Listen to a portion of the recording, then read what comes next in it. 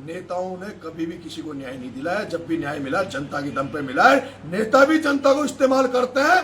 नेताओं को जहां लगता है कि यहाँ भीड़ हो रही है वहां नेता जाते हैं, बिना भीड़ के नेता नहीं जाते।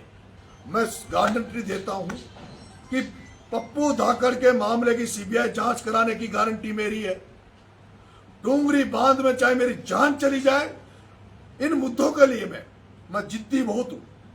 मैं बहुत जिद्दी हूं और मैं गुस्सेल भी इसलिए हूं कि मैं किसी काम के लिए लगता हूं तो पूरी ताकत से, पूरे मन से लगता हूं। मैं पप्पू धाकड़ को न्याय दिलाकर रहूंगा। डूंगरी बांध वालों लोगों से मैं कहना चाहूंगा, आप 27 तारीख को तय कर लो। उसके बाद छोटी छोटी पंचायतें, अभी पंचायतें बड़ी मत करो। आप तो अब हर गांव, क्षेत्र गांव में पंचायतें करो। क्षेत्र गांव को लामबंद करो। वहां के बुजुर्गों को, वहां की माताओं को, वहां के बच्चों को, वहां के युवाओं को, और ये कहो कि हमारा सब कुछ नष्ट हो जाएगा, जमीन हाथ से निकल जाएगी, मकान हाथ से निकल जाएगा, हमारे बच्चे, हमारे मकान, हमारे घर वाले कहां जाएंगे। अगर उसके लिए 10 दिन 15 दिन अगर भूखे भी रहना पड़े तो भूखे रहे। मैं कहूंगा आज 27 तारीख को ये घोषणा करें आप लोग। 27 तारीख को जो वहां जो आंदोलन करता है, एक दिन का पूरे 76 गांव में व्रत रखो। आप व्रत रखो। पूरे क्षेत्र गांव में सुबह शाम का चूल्हा ना जले। और उसका जो मैसेज जाएगा, इससे यह होगा कि हर व्यक्ति आपके इस आंदोलन से जुड़ जाएगा। क्योंकि गांव में एक परिवार में डेथ हो जाने पर, गांव में चूल्हे नहीं जलते। तो ये क्षेत्र गांव के लाखों लोगों की जीवन मरण का मामला है, लाखों लोगों के मरने का मामला है। इसलिए मैं कहूंगा 27 तारीख को अब तय करें एक दिन कि आज के दिन पूरे क्षेत्र गांव में भूख हड़ताल रखी जाएगी और क्षेत्र गांव के लोग उस दिन चूल्हा नहीं जलाए। क्षेत्र गांव के लोग सुबह से लेकर गांव का एक चौपाल जहां होती है वहां निश्चित कर ले और उन चौपालों पर महिलाएं, बुजुर्ग, युवा, छात्र सब लोग बैठे, हमारे महान पुरुषों की तस्वीरें लगाए और इस आंदोलन को एक नया रूप दे। पंचायतें, सभाएं होती है, नेता अपनी दुकान चलाने के लिए इनमें आ जाएंगे। नेताओं ने कभी भी किसी को न्याय नहीं दिलाया। जब भी न्याय मिला जनता के दम पे मिला है। नेता भी जनता को इस्तेमाल करते हैं। नेताओं को जहां लगता है कि यहाँ भीड़ हो रही है वहां नेता जाते हैं, बिना भीड़ के नेता नहीं जाते। इसलिए मैं कहता हूं, डूंगरी बांध के मामले में किसी के आगे हाथ फैलाने की जरूरत नहीं है, किसी के आगे गिड़गिड़ाने की जरूरत नहीं है। क्षेत्र गांव के जो पटेल हैं, हर गांव से 5-5 पटेल सेलेक्ट कर लो, 5-5 पटेल सेलेक्ट कर लो। सर्व समाज को साथ लेते हुए वो 5 पटेल जो कमेटियां बनेगी, मैं कहता हूं डूंगरी बांध तो बचेगा ही बचेगा। इस बहाने जो मेरी एक मुहिम चल रही है, जो मुहिम नशा मुक्त राजस्थान बनाने की, जो मुहिम मिलाखोरी की, इसमें जब आप बोलोगे तो और तो नहीं, लेकिन ये नशा भी आपके एरिया में जो फैल रहा है, डूंगरी एरिया में, सपोर्टरा के आसपास, और जिस तरह से लोग गांव बर्बाद हो रहे हैं, उसका भी इसमें रखो ताकि जन चेतना आए। और जब गांव वाले एक जगह बैठेंगे, बच्चे, बुजुर्ग, माताएं, बहनें बैठेगी, आपके गांव में सौहार्द बनेगा, आपके गांव में भाईचारा बढ़ेगा, आपके गांव में रचनात्मक काम होंगे। एक दिन मेरा ये सुझाव है, मेरा निवेदन, आग्रह है कि ये किया जाए। उसके बाद प्रभात फेरियां निकालो गांव में। शाम के समय पूरे गांव में जिस तरह से प्रभात फेरियां निकलती थी, भजन करते हुए मंडलियों को तैयार करो। वो भजन मंडलियां गांव में घूम घूम कर इस डूंगरी बांध के मामले को बढ़ाएं। जो लोग इस यात्रा को समर्थन दे रहे हैं, चाहे वो सोशल मीडिया हो, चाहे मीडिया साथी हो, जो भी लोग, उनसे मैं आग्रह करूंगा, इस यात्रा का समापन मैं देवली उनियारा की नगर फोर्ट, जो पुष्कर कहा जाता है, दूसरा पुष्कर, जहाँ सारे धार्मिक स्थल वहाँ बने हुए हैं, मांडकला एक ऐसी जगह जहाँ सभी जाति धर्म के तीर्थ स्थल है। उस मांडकला में धनीधर महाराज का मंदिर है। और जैसा मैं कल पता चला कि किस तरह से पप्पू धाकड़ पर कुटाराघात किए गए थे, उनको पप्पू धाकड़ को न्याय दिलाने के लिए, छात्र संघ चुनाव कराने के लिए, डूंगरी बांध को स्थगित करने के लिए, इन मुद्दों को लेकर नगर कोर्ट में मैं इस जब क्रांति रैली का समापन होगा तो जन क्रांति सभा करना चाहता हूं। और मैं चाहूंगा कि वो तमाम लोग जो इन मुद्दों से जुड़े हुए हैं व्यक्तिगत तौर पर, जो जो चाहते हैं कि पप्पू धाकड़ को न्याय मिले। मैंने रात को कहा कि पप्पू धाकड़ के मामले में सीबीआई जांच होनी चाहिए, और जब मैंने कहा है तो मेरी बात का मान रखने के लिए मैं जहां तक सोचता हूं लाखों लोग इसका समर्थन करेंगे, मेरे साथ आएंगे। अभी डूंगरी बांध एक सवाई माधोपुर में बहुत बड़ा आंदोलन चल रहा है। मैं यात्रा को छोड़ के तो उसमें नहीं आ सकता, क्योंकि यात्रा मैं सुबह चालू करता हूं। लेकिन जिस दिन डूंगरी बांध को लेकर अंतिम फैसले की डेट तय कर जो भी वहां आंदोलन करता है, जो भी क्षेत्र गांव के लोग हैं, वो ये फैसला करे, तय करे कि आज हम ये कर रहे हैं और आज हम फैसला लेंगे। क्योंकि आपने पहले पंचायत करी, अभी आपकी 27 तारीख को पंचायत है। मैं चाहूंगा ज्यादा से ज्यादा लोग इस 27 तारीख की पंचायत में पहुंचे, और 27 तारीख की पंचायत में ही आर पार की लड़ाई की घोषणा करते हुए मुख्यमंत्री को चेतावनी देते हुए एक डेट तय कर लें। और मैं तो ये कहता हूं कि जो नगर फोर्ट में जो रेल यात्रा रैली की जो मैं सभा करने वाला हूं, उस दिन को ही तय कर ले और उसका प्रचार प्रसार चालू कर दे। और मैं कहता हूं नगर फोर्ट में मेरी जो जन क्रांति सभा होगी उसमें हम फैसला करेंगे। पूरे राजस्थान में एक बार तो पैदल यात्रा करके, और आज ही आमंत्रण कर रहा हूं, आज ही राजस्थान, देश और दुनिया में बैठे जो लोग मुझे जानते हैं, मेरी ईमानदारी को जानते हो, जो इसको समर्थन देना चाहते हो, वो नगर फोर्ट जरूर आना। राजस्थान में राजनीतिक स्वच्छता भी लाएंगे, भ्रष्टाचार को खत्म करेंगे, जो भी जिससे समाज नष्ट होता जा रहा है, जो समाज के लिए घातक बन रही है चीजें, उन सारी चीजों को हम खत्म करेंगे। नगर फोर्ट के बाद में नगर फोर्ट से नरेश मीणा चाहता है कि मेरे पास एक रिपोर्ट थी, मैं जब जेल में था, कि 4.5 लाख लोगों की रिपोर्ट आई भी ने दी थी कि 4.5 लाख लोग पहुंचेंगे विधानसभा घेराव के लिए नरेश मीणा के लिए। तो वो केवल नरेश मीणा की रिहाई को लेकर था। लेकिन अब जो हो रहा है, डूंगरी बांध का मामला, पप्पू धाकड़ का मामला, और तीसरा छात्र संघ चुनाव कराने का मामला, छात्र संघ विश्वविद्यालय के चुनाव, छात्र संघ से आज छात्र संघ की देन है जो नरेश मीणा सड़कों पे घूम रहा है। ये छात्र संघ ने हमें समझाया, छात्र संघ की राजनीति ने हमें समझाया किस तरह से आंदोलन किए जाते हैं, किस तरह से लड़ाई लड़ी जाती है। अशोक गहलोत ने छात्र संघ चुनाव बंद कराए। माननीय भजन लाल जी मुख्यमंत्री जी, नगर फोर्ट में रैली हो उसके पहले मैं माननीय मुख्यमंत्री जी से कहना चाहता हूं, डूंगरी बांध के लोगों को बुलाकर वार्ता कीजिए।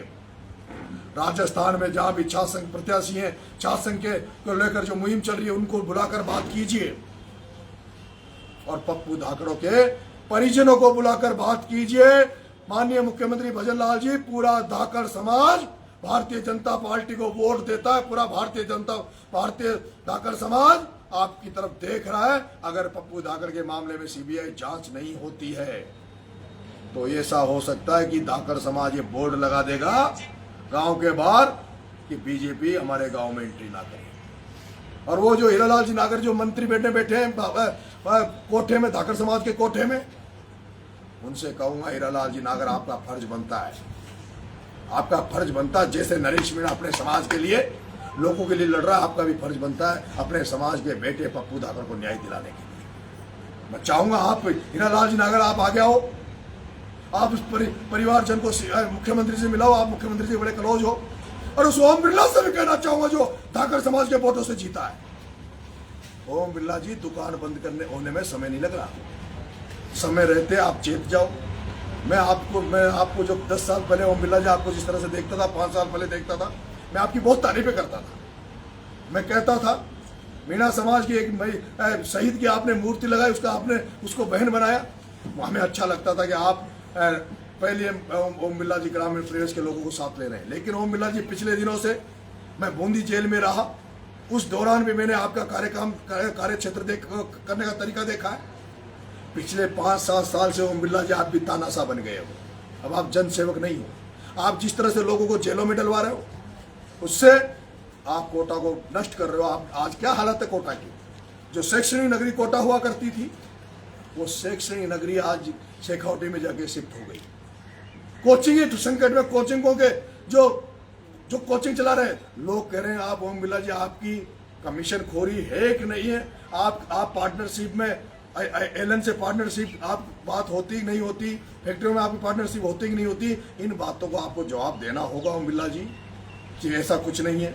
और आपको वापिस वो छात्र संघ के समय जब ओम बिरला जिस तरह से लड़ता था उस तरह से आपको सड़क पे आकर कोटा को बचाना होगा। ओम बिरला जी कोटा संकट में है, हाड़ौती संकट में है, बूंदी संकट में, और ओम बिरला जी अगर आपको बचना होगा तो सबसे बड़ा दुश्मन आपका वो है दत्ता, राजीव दत्ता आपका सबसे बड़ा दुश्मन है। आपका एक भाई है, उसके बारे में मैंने सुना था, उसको आपने चुनाव में दूर कर दिया था क्योंकि उसकी कमी आपके पास आई। हो सकता है आपके पास कोई जानने वाला व्यक्ति ये नहीं कहे कि दत्ता क्या कर रहा है, हो सकता है आपको, मुझे नहीं पता ओम बिरला जी, मैं आपसे मिला नहीं, चुनाव में आपके खिलाफ था, इसलिए मेरी भावनाएं हो सकता है आप तक नहीं पहुंचे, लेकिन मेरी भावना ओम बिरला जी आपके खिलाफ नहीं है, मेरी भावना किसी के खिलाफ नहीं है, मेरी भावना मैं तो भ्रष्टाचार अतिताइयों के खिलाफ हूं। मैं आपसे आग्रह करूंगा बिरला जी कि आप एक तो इस दत्ता को अपने पद से हटा दो, और ये जो दत्ता ये सोच रहा नहीं मैं एमएलए बन जाऊंगा बूंदी से, दत्ता तू तो क्या वही नहीं बन सकता। और मैं वो गुजर भाइयों से कहूंगा, बूंदी के गुजर भाइयों से, कोटा के गुजर भाइयों से, अरे डूब मरो, डूब मरो, जो आज भी ओम बिरला का स्वागत कर रहे हैं, दत्ता का स्वागत कर रहे हैं, डूब मरो गुजरो। एक तरफ लिखा जाता था वीर गुजर, वीर गुजर, जो हीजड़े, वो जो गुंजल के साथ नहीं थे, बिरला के साथ थे, वो गुजर हीजड़े हैं, वो वीर नहीं है, वो नामर्द है, वो अपने देवनारायण भगवान की औलादे नहीं है, वो देवनारायण भगवान की औलादे नहीं है। उनसे अभी भी कहता हूं सचेत हो जाओ, जाग जाओ, जाग जाओ, सचेत हो जाओ। एक मीणा का छोरा, मीणा परिवार में पैदा हुआ, जिसने खून पायलट साहब के लिए खून दिया, जिसने गुंजल साहब के लिए इसलिए दिया क्योंकि गुजर मीणा को एक करता हूं, मैं तो गुजर मीणा के लिए लड़ाई लड़ रहा हूं, और पता चलता है कि कुछ गुजर साथी जो ओम बिरला जी के दत्ता के साथ है। मेरे पास बिरला जी मेरा आग्रह है, हाथ जोड़ के इस दत्ता को हटा दो, ऐसे लोगों को दूर करो, क्योंकि आप लोकसभा स्पीकर हो, आपके पास लोग जाते नहीं होंगे, कोटा के लोग आपको बताते नहीं होंगे, आपके आसपास के इस जंजाल को दूर कर दो, नहीं आपकी राजनीति को ये लोग खत्म कर देंगे। बहुत बहुत धन्यवाद, बहुत बहुत आभार, सभी को फिर निमंत्रण दे रहा हूं। कोटा में 28 तारीख को यात्रा हमारी कोटा शहर में जाएगी। जो भी नेतागण, जो भी लोग, उस दिन सब लोगों से मेरा आग्रह बाहर से आने वालों का कि आप उसी दिन 28 तारीख को पधारना। और आज शाम को हम 7 बजे खरकड़ा पहुंच रहे हैं, खरकड़ा पहुंच रहे चूरू से, चूरू यहाँ से अंतिम बॉर्डर पे है। हमारे एक निर्दलीय विधायक मनोज न्यांगली जी इस यात्रा में शामिल होने, इस यात्रा को समर्थन देने आज शाम को पधार रहे हैं। हमारे धाकर समाज के युवा नेता नरेश धाकर, वो भी आज शाम को यहाँ पधार रहे हैं खरकड़ा में। हमारे पप्पू धाकर जी की जो बहू है प्रियंका नागर, और वो कैसी शेरनी की तरह दहाड़ी कल, मैंने तो झांसी की रानी के रूप में कल प्रियंका नागर को देखा है। ऐसी प्रियंका नागर को, ऐसे लोगों को राजनीति में स्थापित करने की जरूरत है। मैं कोई जातिवाद इस पे विश्वास नहीं करता, मैं सर्व समाज को अपना भगवान मानता हूं। यह सही है कि यहाँ की जातीय प्रणाली के अनुसार मुझे मीणा समाज में जन्म लेने का मौका मिला, लेकिन मैं चाहता हूं मैं मीणा समाज को गौरवान्वित करूं, और ये गौरवान्वित करूं कि दूसरे समाज भी हमारे प्रति अच्छा वो नजरिया रखे। मैं ऐसा काम करूं जो सर्व समाज मुझे अपना बेटा माने। मैं मीणा होने के अलावा भी सर्व समाज का बेटा बनना नरेश मीणा चाहता है। एक और, ये जो नारे आप लगाते हो क्रांति यात्रा में, क्रांति यात्रा में नारा, कई लोग एक नारा, मेरे को 2 नारे गलत लगे। एक तो आया राया शेर आया, वो नारा कोई नहीं लगाएगा। हाँ, अगर आप ये कहोगे कि आया रे आया, तो ये कहो हाड़ौती का बेटा आया। हाड़ौती में जब यात्रा चले तो कौन आया, हाड़ौती का बेटा, क्या लगाओगे? ये शेर वेर नहीं, हाड़ौती का बेटा आया। एक नरेश मीणा जिंदाबाद के नारे लगाते हैं। मैं कहूंगा नरेश मीणा जिंदाबाद का नारा नहीं लगना चाहिए। नरेश मीणा संघर्ष करो, नरेश मीणा आगे बढ़ो, ऐसे नारे लगाओ जिससे मेरे अंदर ऊर्जा आए। मुझे जिंदाबाद नहीं चाहिए, मुझे जिंदाबाद नहीं चाहिए, ऐसे नारे लगाओ जिससे मेरे अंदर ऊर्जा आए। जो लोग कहते हैं ना भाई साहब आगे बढ़ो हम तुम्हारे साथ हैं, भाई साहब संघर्ष करो हम तुम्हारे साथ हैं, तब मुझे अच्छा लगता है। नरेश भी शब्द मुझे तो अच्छा नहीं लगता। भाई साहब कहते हैं, जो भाई साहब का जो अपनापन दिखता है, भाई का जो अपनापन दिखता है, नरेश भाई, नरेश भाई, नरेश भाई साहब, नरेश बेटा, इन शब्दों में जो लगाव है वो बहुत ही अलग है, और मैं भावनाओं से, इमोशन से जनसेवा करता हूँ। और एक बात मैं कहना चाहूँगा आपको कर्नल साहब के बारे में। कर्नल साहब कहते थे नुक्ता पूड़ी, ये जो धार्मिक आडंबरों के नाम पर हम पैसा खर्च करते हैं, उस पैसे को हम शिक्षा पे खर्च करें, अपने बच्चों को खर्च करें। बच्चों को शिक्षित करेंगे तो समाज अपने आप आत्मनिर्भर हो जाएगा, समाज अपने आप आगे बढ़ेगा। मैंने राजस्थान में और देश में जो लोग हुए हैं, जो जिद्दी लोग होते हैं, जो ठान लेते हैं कि ये करना है, वही लोग सफल होते हैं। महात्मा गांधी जिद्दी थे, साउथ अफ्रीका से आकर भारत में डोले, बुजुर्ग थे, लेकिन भारत में घूम के उसने देश को आजादी दिलाई। कर्नल भेंसला जी के बारे में अभी जनता जानती नहीं है। कर्नल भेंसला के बारे में अभी जनता जानती नहीं है। कर्नल भेंसला जी की उपलब्धियों को जनता नहीं जानती। वो इतना जिद्दी थे, इतने जिद्दी थे कि उनको राजनीतिक तौर पे भी वहां के नेताओं ने दबाया, उनको जिला परिषद सदस्य नहीं बनने दिया। क्या नहीं बनने दिया? कर्नल भेंसला जी जिला परिषद सदस्य नहीं बन पाए, लेकिन उन्हें ठान लिया था कि जो मेरा समाज जो पीछे रह गया, शोषित समाज हो गया, वो मुकाम नहीं मिल रहा जो मिलना चाहिए। उन्होंने जिद पकड़ ली थी, लोग नहीं थे, और उन्होंने यह था कि चाहे मैं भगत सिंह की तरह मर जाऊं। और आज उनकी, और कल्पना नहीं कर सकते थे, सोच नहीं सकते थे कि कभी कोई गुजरों को आरक्षण मिल जाएगा। लेकिन कर्नल साहब की किताब आ रही है, मैं उस किताब के जो भी स्लोगन्स हो गए सबको पढ़ाऊंगा।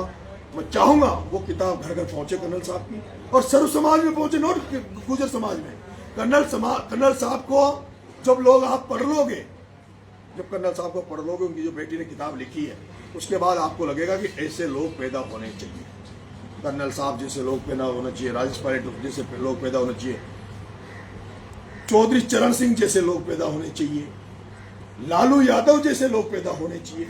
जेल में रह लिए, ईडी सीबीआई सब कुछ, लेकिन झुके नहीं। और ये जो कहते हैं ना मेरे लिए कि जेल में ये हो गया, झुक गए उसके ये घर वाले, नरेश मीणा झुकेगा नहीं।